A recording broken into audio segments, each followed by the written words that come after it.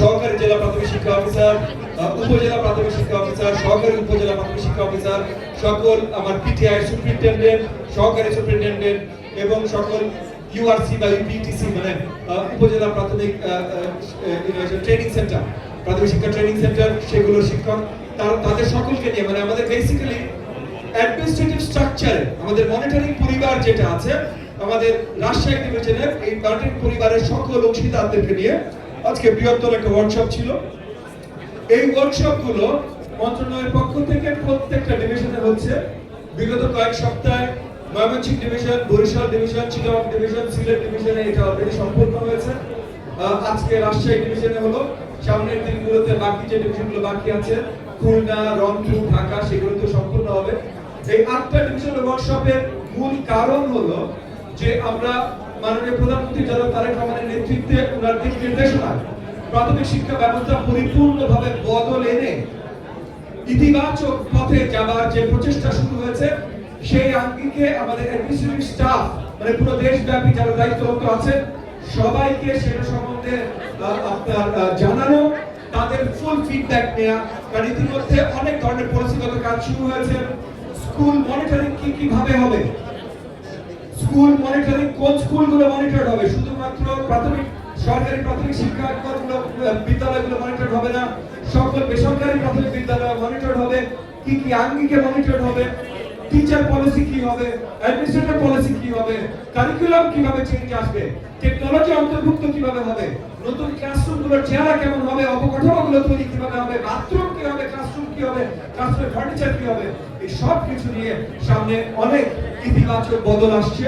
সেগুলো সম্বন্ধে এই ওয়ার্কশপের মাধ্যমে আমাদের সকল প্রাথমিক শিক্ষা কর্মকর্তাদের জানানো এবং এগুলোর ফিডব্যাক তাদের এগুলো নিয়ে কি পরিকল্পনা, তাদের এগুলো নিয়ে কি চিন্তা চেতনা, তারা এত বছর দশকের পর দশকের অভিজ্ঞতার আলোকে তারা জিনিসগুলো কিভাবে সেটা বেস্ট মনে করে এগুলোর ফিডব্যাকও তাদের কাছ থেকে নেওয়া। সো আজকে আই থিঙ্ক 6 ঘন্টার মধ্যে আজকের ওয়ার্কশপ গেছে, অলমোস্ট 7 ঘন্টা হয়ে গেছে আজকের ওয়ার্কশপ। আমরা সকাল 10টায় শুরু করেছিলাম, এখন পুরো 5টা বাজে। তো অলমোস্ট 7 ঘন্টার কাছাকাছি চলে যাচ্ছে। এই ওয়ার্কশপগুলো অত্যন্ত গুরুত্বপূর্ণ এবং আমরা আশাবাদী যে এই ওয়ার্কশপগুলো মাত্র শুরু, যেগুলোর মাধ্যমে আমরা সবাইকে জানাতে এবং সবাই থেকে জানতে সক্ষম হচ্ছি এবং এর মধ্যে মানে আমাদের প্রথম 180 দিনের পরিকল্পনাগুলো এবং কর্মকাণ্ডগুলো সব শেষ করে এই ওয়ার্কশপগুলো অরিজিনালি আমরা চেয়েছিলাম যে অগস্ট মাসের ভিতরে শেষ হবে, অগস্ট মাসের 17 তারিখের ভিতরে শেষ হবে। এগেন আপনার ট্রাভেল এবং আমাদের অন্য অনেক কর্মকাণ্ড জটিলতার জন্য অগস্ট মাসের 17 বদলে সেপ্টেম্বর মাসের 5 তারিখের ভিতরে শেষ করব। বাট এগেন 180 দিনের আশেপাশে শেষ হচ্ছে। তো প্রথম 180 দিনের আমাদের কর্ম পরিকল্পনাগুলো খুব সুন্দরভাবে আমরা শেষ করতে সক্ষম হচ্ছি। এরপরে নেক্সট 180 দিন এবং এই যে 5 বছরে মাননীয় প্রধানমন্ত্রী যে প্রমিসগুলো করেছেন জনগণের কাছে, সেই প্রমিসগুলো আমাদের প্রাথমিক শিক্ষা পরিবার 100% ইফ নট মোর ঘরে ঘরে শিক্ষার্থীদের জন্য পৌঁছে দেবে। আমরা ইনশিওর করব যে প্রত্যেকটা শিশু যেন বিদ্যালয়ে থাকে, no child out of school, এবং আমরা ইনশিওর করব প্রত্যেকটা শিক্ষার্থী যেন সঠিক শিক্ষা লাভ করে। Every child gets the right education ইনশাআল্লাহ।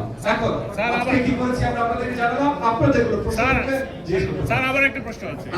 প্রথম প্রশ্ন হলো আমার প্রশ্ন দুইটা। একটা হলো রাজশাহী বিভাগে ক্রমাগত প্রাথমিকের শিক্ষার্থী সংখ্যা কমেছে, আমরা যদি গত এক যুগের কথা বলি প্রায় 1,00,000 শিক্ষার্থী কমেছে।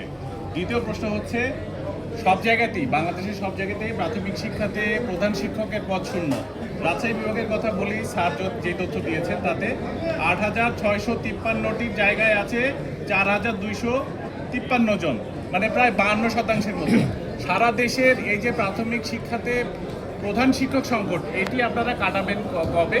আর আসলে ধরে পড়া বলা যায় না, কারণ মাদ্রাসা সহ কিন্ডারগার্টেন অনেক আছে। প্রাথমিকের শিক্ষার্থী যদি না থাকে তাহলে আমাদের উদ্যোগের কি হবে? আপনার দ্বিতীয় প্রশ্নের উত্তর প্রথমে দেই। 32,000 প্লাস স্কুলে বিগত বেশ কয়েক বছর আমরা হেড টিচার দিতে পারিনি, কারণ এটা আইনগত জটিলতা ছিল, মামলাধীন ছিল। সেই মামলা নিষ্পত্তি হয়েছে এবং হেড টিচার যেহেতু যেই গ্রেডের যে পে স্কেলের যেই গ্রেডের অফিসার, এটা পিএসসি মাধ্যমে নিয়োগ হবে।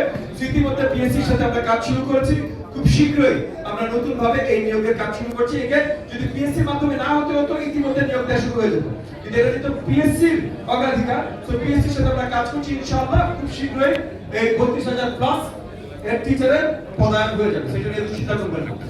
আপনার প্রথম প্রশ্নটা ছিল স্কুলে প্রাথমিক বিদ্যালয়ে শিক্ষার্থী কমছে। প্রথমত প্রাথমিক বিদ্যালয়ের শিক্ষার্থী বেশি কি কম এটা বড় মাথা ব্যথা। বড় মাথা ব্যথা হলো প্রত্যেকটি শিক্ষার্থী সঠিক শিক্ষা পাচ্ছে কিনা, এবং সেই জায়গা থেকে আমাদের সরকারি প্রাথমিক, এখানে আমরা ফার্স্ট নজর দিচ্ছি, বা বেসরকারি দিকে মনে থেকে আমরা নজর দিব, সরকারি প্রাথমিকে যেন একদম হাইয়েস্ট কোয়ালিটি শিক্ষা প্রদান করতে পারে। তার জন্য curriculum reform, infrastructure reform, teacher policy, teacher training and teacher reform, আমাদের আপনার টেকনোলজিক্যাল ইনফ্রাস্ট্রাকচার অন্তর্ভুক্ত করা, এই সব কিছুর বড় বড় কাজ আমরা হাতে নিয়েছি। সেগুলো নিয়ে কিন্তু আজকেও এই যে আপনাদের রাজশাহী ডিভিশনের সকল কর্মকর্তাদের সাথে দিনব্যাপী ওয়ার্কশপ ছিল। তো এগুলো সব হচ্ছে ইনশাআল্লাহ আগামী দিনে খুব শীঘ্রই আপনারা দেখবেন যে প্রাথমিক শিক্ষার জিপিএস এ, মানে সরকারি প্রাথমিক বিদ্যালয়গুলোর শিক্ষার মান বিশালভাবে উন্নয়ন হয়েছে। একই সাথে আমরা মনিটর করব নন সরকারি, মানে বেসরকারি যত প্রাথমিক বিদ্যালয় আছে সেখানেও যেন সঠিক মানের বিদ্যা দেয়া হয়, সেটার জন্য মনিটরিং ব্যবস্থা শক্তিশালী করা হচ্ছে। এরপর যদি কোনো জায়গায় ঝরে পড়ে, মানে কোনো জায়গায় শিক্ষার্থীরা একদম কমতি থাকে, কারণ আরেকটা জিনিস মনে রাখেন, বাংলাদেশে এখন জনসংখ্যার আসলে কমতির দিকে, ডেমোগ্রাফিক ডিভিডেন্ড এখন আমরা হাইয়েস্ট লেভেলে আছি, বার্থ রেট অনেক আগেই কমা শুরু করেছে। সো আগামী দিনে সব জায়গায় সেম লেভেলের ডিমান্ড থাকবে তা না। আর সরকারের দায়িত্ব না ভাই স্কুল খোলা, স্কুলের ব্যবসা চালানো। সরকারের দায়িত্ব ইনশিওর করা প্রত্যেকটি শিশু স্কুলে যেতে পারছে, প্রত্যেকটি শিশু সঠিক শিক্ষা পাচ্ছে। তো ওইটা যেভাবে ইনশিওর করা দরকার সবকিছু আমরা করছি, এবং শিক্ষায় বিদ্যালয় যেন আসে কেউ যেন ঝরে না পড়ে, তার জন্য অনেক নতুন প্রজেক্ট এবং পদক্ষেপ নেওয়া হচ্ছে। স্কুল ফিডিং প্রোগ্রাম বা মিড ডে মিল, আমরা ফ্রি ইউনিফর্ম দিব, জুতো, ব্যাগ, এগুলো সব তৈরি চলছে। সো ইনশাআল্লাহ আগামী দিনগুলোতে কোন শিক্ষার্থী স্কুলের বাইরে থাকবে না, এবং শিক্ষার মান যে জায়গায় আমরা নিয়ে যাচ্ছি ইনশাআল্লাহ সকল শিক্ষার্থীর সঠিক মানের শিক্ষা লাভ করবে। মহোদয় আমার স্যার মহোদয় আরেকটা বিষয়, ইংলিশ মিডিয়াম স্কুলগুলোতে নিবন্ধন নেই, এটা একটা বিষয়। আর ইংলিশ মিডিয়াম স্কুলগুলোতে যারা কনফিডেন্সিয়াল একটা বিষয় বৈষম্য আছে কিনা বা এই বিষয়ে আসলে না, বৈষম্য ইস্যু নাই। কোন স্কুল, এগেন আমি আবার বলছি, প্রত্যেকটা স্কুলকে মনিটরিং এর অধীনে আনা হবে। সো কোন স্কুল নিবন্ধন ব্যতীত আগামী দিনগুলোতে থাকতে পারবে না, এবং এটা রিলেটেড খুব শক্ত নীতিমালা আমরা তৈরি করছি।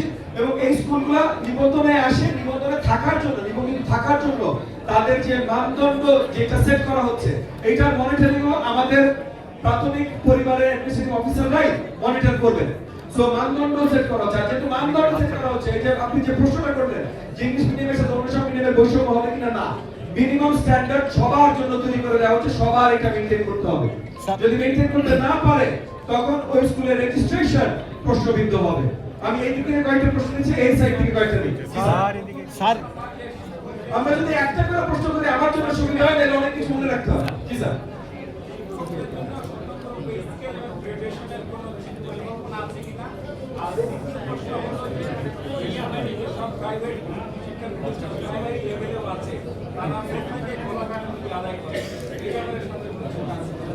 দুইটা প্রশ্ন করলেন, এগেন যদিও বললাম স্যার প্লিজ একটা করেন, তবুও শিক্ষক রিলেটেড, শিক্ষকদের জন্য নতুন নীতিমালার কাজ চলছে ইতিমধ্যে।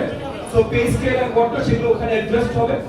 সো ওটা যখন আসবে তখনই আপনারা জানবেন সেটা কিভাবে করা হয়েছে। তবে যারা তৈরি করছে সেখানে সকল স্টেক হোল্ডারের সম্মিলিতভাবে তৈরি হচ্ছে। তো শিক্ষকরাও আছেন, টিও এফিওরাও আছেন। সো সেখানে নিয়ে হচ্ছে ইনশাআল্লাহ আমি আশাবাদী নতুন নীতিমালায় সবাই খুশি হবে। স্যার একটা প্রশ্ন ছিল স্যার, একটু বলে বলতে দেন স্যার। দ্বিতীয় প্রশ্ন কি ছিল? প্রাইভেট সেক্টরের বেতন নেয়। এগেন আমরা ফ্রি মার্কেট ক্যাপিটালিজমে বিশ্বাস, ক্যাপিটালিজমে বিশ্বাস। তো কেউ যদি সার্ভিস দিয়ে বেতন নেয় নিতেই পারেন, কিন্তু আবার এগেন ভোক্তা অধিকারের বিষয়ও আছে। সো কেউ কোনো কোম্পানি বা কোনো ব্যবসা প্রতিষ্ঠান যদি আমাদের নাগরিকদের ফ্রিজ করে, সেটার বিষয়ে আমাদের মন্ত্রণালয় শক্ত পদক্ষেপ নেবেন, এটা নিয়ে চিন্তা করবেন। স্যার আমি একজন বাবা বলছি, রাজশাহী আমাদের ভাই এটা সাংবাদিক মহোদয় আমার একটা গুরুত্বপূর্ণ কথা ছিল, একটা মানবিক প্রশ্ন স্যার। আমাদের রাজশাহী 239 জন শিক্ষার্থী ক্লাস 5ম শ্রেণীর 2025-এ বৃত্তি পরীক্ষায় অংশগ্রহণ করেছিল। 12টা স্কুলের সেই শিক্ষার্থীর রেজাল্ট প্রকাশ হয়নি। আমরা রাজশাহীতে এমন কোনো অভিভাবক নাই যাদের দুয়ারে আমরা যাইনি, বাবারা মায়েরা আমাদের সন্তানরা কষ্ট করেছে। স্যার এটার রেজাল্ট সম্পর্কে স্যার আপনি জানেন কিনা জানি না, একটু মহোদয় বলবেন। এটা again, যেহেতু এই পরীক্ষা হওয়ারই কথা ছিল না, এটা অন্তর্বর্তীকালীন সরকারের সময় ছিল, তারা এটা করেন নাই। তো আমরা কোনো সময় চাই না যে শিক্ষার্থীরা বা শিক্ষার্থীদের পরিবাররা অনুৎসাহিত হোক শিক্ষার ব্যাপারে। সেই কারণে আমরা আমাদের প্রচেষ্টায় ওই গত বছরের পরীক্ষা এই বছর হলো আমরা নিয়েছি, এবং সেই জায়গায় সব জায়গায় রেজাল্ট সঠিকভাবে আপনার সময় মতো ইস্যু করা যায়। দু একটা জায়গায় যে আপনাদের এখানে কয়েকটা বিষয় হয়েছে, গ্যাপ হয়েছে, সেটা নিয়ে ইতিমধ্যে কাজ চলছে। যত শীঘ্র সম্ভব এটা রেজাল্ট আবার পাবলিশ করে সেই ভিত্তিতে ব্যবস্থা করা হবে, সেটা নির্দিষ্ট করা মহোদয়, সারা দেশ শিক্ষার মান উন্নয়নের জন্য যে ওয়ার্কশপ করছেন, আমার বাসা মোহনপুরে ইউপি ইটিসি যেটা উপজেলা পর্যায়গুলোতে ট্রেনিং সেন্টারগুলো ছিল, সেগুলো 2-3 বছর যাবৎ বন্ধ, নাম্বার 1। এবং এগুলো আপনার হিসেব ভুল আছে, তবে গত বছর খানে কোনো ট্রেনিং এখানে দেওয়া হয়, এটা তবে এখানে জনবল এত পরিমাণ কম যে আগামীতে জনবল অনেক জায়গায় আমাদের জনবলের অভাব আছে। আজকে এখানে আমার শিক্ষা পরিবার যে কোনো কাউকে জিজ্ঞেস করবেন, এবং এটা দেশব্যাপী, রাজ্যের রাজশাহীতে অন্য সব ডিভিশনের থেকে কম। আপনি সিলেটে যান, আমার এটিও 50% বেশি নাই। আপনি চিটাগাংয়ে যান, 50% বেশি এটিও নাই, অনেক কিছু নাই। রাজশাহীতে এই হিসাবে শূন্য পদ অনেক কম। তবে এগেন প্রত্যেকটা জায়গায়, শুধু রাজশাহী না, প্রত্যেকটা জায়গায় যতগুলো শূন্য পদ আছে সেগুলো তাড়াতাড়ি পূরণ করতে হবে। এবং আমার এপিসি অফিসারের যে নতুন নীতিমালা হচ্ছে, অ্যাসেসমেন্ট সবকিছুর কোয়ালিফিকেশন চেঞ্জ হয়ে যাচ্ছে। তো এই জিনিসগুলো ওই নতুন নীতিমালার পর প্রেরণ হবে। আর বাকি সব মানে সব স্টাফ যে শূন্য পদ আছে, এটা ইতিমধ্যে ঠিকই কাজ শুরু করছে, যত তাড়াতাড়ি পূরণ করা যাবে। নেক্সট ঠিক আছে না?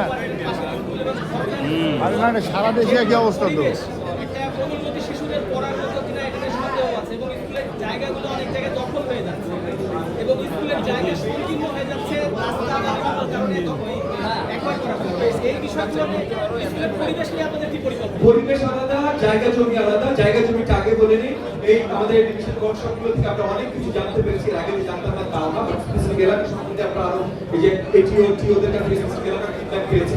সেই ডিভিশন ওয়ার্কশপগুলো শেষ হলে আমরা জাতীয় পর্যায়ে সকল কমিশনার, সকল অ্যাডিশনাল কমিশনার শিক্ষা, সকল ডিসি, সকল এডিসি শিক্ষাকে নিয়ে আমাদের মন্ত্রণালয়ে আমরা একটা জাতীয় পর্যায়ে একটা আলোচনায় বসবো, যে জমি দখল এবং এই জিনিসগুলো এগুলো কিভাবে সত্যায়িত করা যায়, এগুলো কিভাবে আরো তাড়াতাড়ি ব্যবস্থা নেওয়া যায়, সেটা তারা যেন তাদের জায়গা থেকে ব্যবস্থা নেয়, এটা নিয়ে আমরা করছি। আর অ্যাজ অপোজ টু স্কুলের পরিবেশ রিলেটেড আজকে ওয়ার্কশপে নতুন ইনফ্রাস্ট্রাকচার, খেলার মাঠ, প্লেগ্রাউন্ড, ক্লাসরুমের অবস্থা, ক্লাসরুমের ফার্নিচার, এগুলো কি হতে পারে, আমরা কি করতে চাচ্ছি, তাদের ফিডব্যাক এগুলো নিয়ে আজকেও আলোচনা হয়েছে। আগামী দিনগুলোতে যেন সেগুলো আমরা কার্যকরী পদ্ধতিতে নেওয়ার ব্যবস্থা করছি। স্যার মিডিয়ার থেকে একটা কোশ্চেন নিয়ে স্যার, স্যার মিডিয়ার থেকে একটা কোশ্চেন নিন।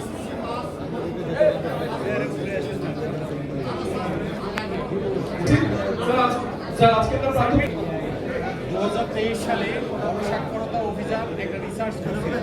তারা বলছিল যে প্রতি বছর 25% করে প্রাথমিক ও প্রাথমিকের শিক্ষার্থীদের ব্যয় বাড়ে, এবং তার মধ্যে খাতা, কলম, ইউনিফর্ম, এবং সেখানে একটা সিন্ডিকেট কাজ করে। ওই স্কুলের গাইড থেকে শুরু করে শিক্ষা শিক্ষা আনুষঙ্গিক যে যন্ত্রপাতি বা উপাদান বলতে পারি, সার, এরকম জিনিসগুলো কিনে দেওয়ার এক ধরনের প্রবণতা থাকে ওই প্রতিষ্ঠানে, এবং তারা ইচ্ছে মতো ফি নেয়। এইগুলো নিয়ন্ত্রণের জন্য আপনি কোনো উদ্যোগ নেবেন কিনা? মানে আপনার প্রশ্নটা খুবই অপরিষ্কার, তবে এগেন ইউনিফর্ম থেকে শুরু করে বেশিরভাগ জিনিস আমরা সরকারি প্রাথমিক শিক্ষার্থীদের যে জিনিসগুলো প্রয়োজন, সেগুলো ইতিমধ্যে মাননীয় প্রধানমন্ত্রী জনাব তারেক রহমানের নেতৃত্বে এবং ওনার উদ্যোগে ফ্রি আমাদের শিক্ষার্থীদের দেওয়ার ব্যবস্থা ইতিমধ্যে আমরা করেছি। ইনশাআল্লাহ আমরা আশাবাদী আগামী বছরের শুরু থেকে এগুলো আমরা দিতে সক্ষম হবো। যদি আগামী বছর শুরুতে বাই চান্স আমরা নাও পারি, আগামী বছরের মধ্যে মানে পুরো বছরের ভিতরে এই প্রসেসগুলো সব শুরু হয়ে যাবে ইনশাআল্লাহ, সেটা নিয়ে দুশ্চিন্তা নাই। আর বাকি প্রাইভেট স্কুলের কথা যদি বলে থাকে, সেগুলো যেন এখানে আমি বলেছি যে তারা অন্যায়ভাবে যেন তারা আপনার ওই আমাদের গার্ডিয়ানদের কাছ থেকে অর্থ উপার্জন করতে না পারে অন্যায়ভাবে। এখানে আমরা ফ্রি মার্কেট ক্যাপিটালিজমে বিশ্বাসী, তো সেখানে আবার সবকিছু আপনি ক্যাপ করে দেবেন তা না, কিন্তু অন্যায়ভাবে যদি তারা কামাই করতে চেষ্টা করে, সেটার শক্ত ব্যবস্থা মন্ত্রণালয় থেকে নেওয়া হবে। আর কেউ এই যে স্যার আসার দরকার ওখানেই বলেন শুরু করুন। সম্প্রতি শিক্ষামন্ত্রী মহোদয় রাজশাহী ভিজিট করেছিলেন এবং উনি বলেছিলেন যে একটা বিষয় যে সরকারি কর্মকর্তাদের সন্তানদের সরকারি স্কুলে পড়াতে হবে। আমরা শহরের বিদ্যালয়গুলোতে দেখি যে যারা পড়াশোনা করে, যারা স্বল্প আয়ের, তারা যাদের একটু সামর্থ্য ভাই, আছে, শেষ করতে দেন না ভাই, আমার কথা শেষ করতে দেন। যাদের একটু সামর্থ্য আছে তারা ভালো স্কুলে দিয়ে দিচ্ছে, অথবা প্রাইমারি স্কুলে, সরকারি স্কুলে আমি বলছি স্যার, আপনার সন্তান আছে? জি স্যার আছে। কয়জন সন্তান? একজন স্যার। একটা ছেলে না মেয়ে? ছেলে স্যার। বাবার নাম কি? ঋদ্ধ স্যার। ঋদ্ধ। ঋদ্ধ। ঋদ্ধ। আমার শুনুন আছে। ঋদ্ধর বয়স কত স্যার? স্যার এবার এসএসসি দিবে 27 সালে। আপনারা দেখে মনে হচ্ছে স্যার। আলহামদুলিল্লাহ। আলহামদুলিল্লাহ, আপনি কি খাওয়া দাওয়া করেন? তালিকা দিয়েছেন, আমরা চেষ্টা করবো খাওয়া দাওয়া করতে। না, স্যার, আমি খাবো না, আসলে এসএসসি পাস করা ছেলে মনে হয় না। স্যার, আমি আপনাকে একটা প্রশ্ন জিজ্ঞেস করি স্যার। আপনাকে যদি আমি কখনো বলতাম যে ঋদ্ধর পড়াশোনা নিয়ে, ঋদ্ধর শিক্ষা নিয়ে আপনি কম্প্রোমাইজ করেন, আপনি আমার কথা রাখতেন? না স্যার। আমি আপনাকে সিম্পল, আপনাকে সিম্পল একটা জিজ্ঞেস করছি, মানে আপনি আমার কথা রাখতেন? না স্যার। আচ্ছা, তাহলে আপনি কেন পুরো একটা ক্লাস অফ পিপলকে এই কথাটা বলছেন? আর যদি আপনি সরকারি প্রাথমিকের মান উন্নয়ন করে দিতে পারেন, তাহলে কি সে নিজে মনে করবে এটা কম্প্রোমাইজ? আমি আমার প্রশ্নের উত্তর দেন, আলোচনা আমার প্রশ্নের উত্তর দেন। না অবশ্যই স্যার। আচ্ছা, তাইলে আমাদের দায়িত্ব এইটা না যে জোর করে তারা খাট ধরে বলা তার বাচ্চারা এখানে পড়ানো না ভাই। আমাদের দায়িত্ব ওই স্কুলের মান উন্নয়ন করে দেওয়া, যেন সে নিজে স্বতঃস্ফূর্ত ভাবে তার বাচ্চাকে এখানে নিয়ে আসে। সেই কাজে আমরা নিয়োজিত আছি। লোকজনকে জোর করে কিছু করানো যায় না। স্পেশালি একটা মানুষের কাছে তার সবচেয়ে বেশি গুরুত্বপূর্ণ, সবচেয়ে বেশি প্রেসাস কিছু যদি থেকে থাকে স্যার, সেটা হলো তার সন্তান। তার সন্তানের শিক্ষা নিয়ে যদি আপনি তারা কিছু জোর করতে চান, আপনি চাচ্ছেন তাকেও হারাবেন। সো এইসব হুটহাট কথা আমরা না বলি, রাদার আমরা স্কুলের মান উন্নয়ন করি, যেন সবাই নিজ থেকে উৎসাহিত হয় যে আমি সবচেয়ে ভালো স্কুলে আমার সন্তানকে দিব। সেইটা আমার মনে হয় সবচেয়ে ভালো কাজ। হ্যাঁ, এইখানে স্যার কাউকে আমি থামিয়ে দিয়েছি কি স্যার? কোনটা স্যার? এখানে আমি মাত্র এইটা শোনা উচিত ছিল স্যার, আমি একটু আগেই বলেছি যে এদের জন্য যেহেতু পুরো নতুন নীতিমালা হচ্ছে এবং এই নীতিমালা ইনশাআল্লাহ খুব তাড়াতাড়ি ফাইনাল হবে। ওইটা ফাইনাল হওয়ার পরেই নতুন নিয়োগ হবে এবং অনেক খারাপ হবে। তো আমি যত তাড়াতাড়ি এই নীতিমালা পাস করাতে পারি, তারপর যত তাড়াতাড়ি নিয়োগটা দিতে পারি এবং আমি আশাবাদী এটা তাড়াতাড়ি করব। ধন্যবাদ। আমরা আর বেশি কথা নিব না, একটা দুটো নিব স্যার। জি স্যার। সঙ্গীত এবং চিত্রকলা যুক্ত করার কথা বলেছি, সেটার অগ্রগতি কত দূর, এটা পরিকল্পনা চালু হয়েছে। আরেকটা বিষয় আরো একটা প্রশ্ন দেখেন। তৃতীয় তৃতীয় মাধ্যম হিসেবে আরেকটা ভাষাকে যুক্ত করার কথা বলা হচ্ছে, বাংলা ইংরেজির পাশাপাশি। কিন্তু আমরা বাংলাদেশের চিত্রকে দেখি আমাদের যে দুইটাই তো, তিন নাম্বার নাই তো? আচ্ছা, প্রথমটা স্যার বলেছেন কালচারাল এডুকেশন, মানে নৃত্য, গান। এখন এখানে একটা বড় জিনিস মনে রাখবেন, কালচারাল এডুকেশনের অধীনে তালিকাটা কিন্তু অনেক লম্বা। মানে গান, নৃত্য যেমন আছে, একই সাথে স্ট্যান্ডিং বক্তৃতা, আপনার বিতর্ক, কেরাত, এই সব কিছু কিন্তু আছে। এটা অনেক লম্বা তালিকা। তো কালচারাল এডুকেশনের জন্য টিচার নিয়োগের বিষয় যেটা স্যার উত্থাপন করছে, এখানে কয়েকটা আঙ্গিক আমরা কাজ করতে চেষ্টা করছি। স্পেসিফিক সঙ্গীত এবং চিত্রকলা এই দুটোর জন্য বলেছি। আমি পুরো কালচারে গেছি, আমি পুরো কালচারে গেছি। আমরা স্পেসিফিক কয়েকটা জিনিসে আলোকপাত করছি। একটা হলো আমরা সংস্কৃতি মন্ত্রণালয়ের সাথে কাজ করছি। তারা উপজেলা এবং ইউনিয়ন লেভেলে তাদের যে অবকাঠামো আছে, সেখান থেকে তারা টিচার সাপোর্ট দিতে আমাদেরকে সহযোগিতা করতে হবে। দ্বিতীয় আরেকটা সিস্টেম যেটা আমরা করছি যে আমাদের ইতিমধ্যে যে শিক্ষকবৃন্দ আছে, যাদের ভিতরে এগুলোর অনেক কিছু পারদর্শিকতা আছে, তারা ওই কালচার মিনিস্ট্রির সহযোগিতা, এইগুলোর টিচিং এর একটা বেসিক কোর্স করে তারপর তারা এগুলো পড়াতে চেষ্টা করবে। থার্ড আরেকটা দিকে আমরা যাচ্ছি যে টেম্পোরারি টিচার্স, ওই সাবজেক্টটা ভিত্তিক অনেকগুলো স্কুলে পড়াতে পারে, এরকম কিছু ব্যবস্থা নীতিমালা প্রেরণ। তো তিন ভাবে এটা অ্যাড্রেস করতে আমরা চেষ্টা করছি। স্যার দ্বিতীয় প্রশ্ন করেছেন তৃতীয় ভাষা। মাননীয় প্রধানমন্ত্রী জনাব তারেক রহমান পরিষ্কার করেছেন আগামী শিক্ষা ক্যারিয়ার ওরিয়েন্টেড স্কিল ভিত্তিক শিক্ষাঙ্গন হবে এবং আজকের দুনিয়ায় ভাষা একটা অত্যন্ত গুরুত্বপূর্ণ স্কিল।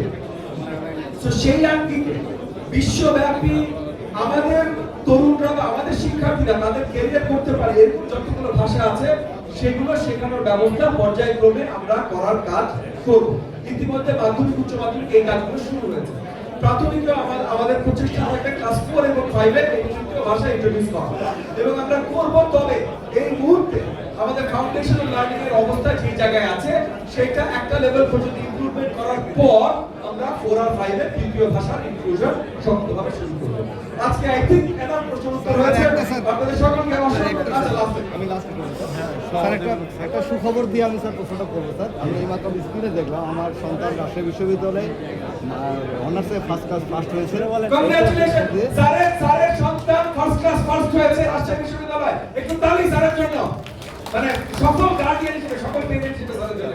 প্রশ্নটা হচ্ছে স্যার, আপনারা স্যার শিক্ষকদের দক্ষতা বাড়ানোর জন্য নানা ধরনের পদক্ষেপ আপনারা নিচ্ছেন, তো একজন শিক্ষককে শুধু শিক্ষিত করতে চাচ্ছেন কিনা, তার নীতি নৈতিকতা, দায়িত্ববোধ এবং যে মানবিকতা এটির দিকে গুরুত্ব দিচ্ছেন কিনা? কেননা আমরা স্কুলগুলোতে দেখছি বা বিভিন্ন উচ্চ বিদ্যালয়েও দেখি যে অনৈতিক কাজের একটা বিষয় আমরা দেখে থাকি। সেক্ষেত্রে শুধু একজন শিক্ষককে শুধুমাত্র শিক্ষিত করবেন কিনা, অবকাঠামোর উন্নয়ন করবেন কিনা, পাশাপাশি নীতি নৈতিকতা, তার দায়িত্ব, তার যে মানবিকতা সেগুলোর একটু গুরুত্ব দেবেন কি? সিভিক এডুকেশন কারিকুলামে অনেক শক্তভাবে অন্তর্ভুক্ত করা হচ্ছে এবং এটা অ্যাক্টিভিটি ওরিয়েন্টেড করা হচ্ছে, মানে শুধু পাঠ্যপুস্তক ওরিয়েন্টেড না, অ্যাক্টিভিটি ওরিয়েন্টেড, এটাকে আমরা অ্যাক্টিভ লার্নিং ওরিয়েন্টেশন করা হচ্ছে।